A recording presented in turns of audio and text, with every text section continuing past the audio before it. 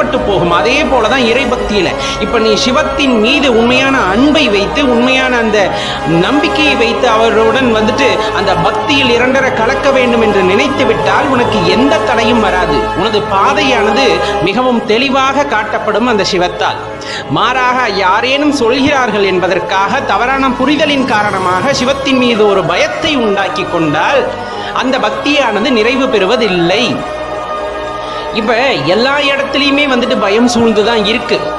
நல்ல ஞாபகம் வச்சுக்கோங்க. இப்போ ஒரு வீட்டுக்குள்ளே போகிறோம் அப்படிங்கும் போது வீட்டில் நல்ல வெளிச்சமாக இருக்குது, நல்ல இன்பமான சூழ்நிலையாக இருக்குது அப்படின்னா நம்ம மனசில் பயம் வராது. அந்த சூழ்நிலையை வந்துட்டு நம்ம ரொம்ப ரசித்து அதோடு வந்துட்டு இரண்டரை கலந்திருப்போம். அந்த வீட்டில் இருக்கவங்களோடலாம் நல்லா பேசி சந்தோஷமாக இருப்போம்.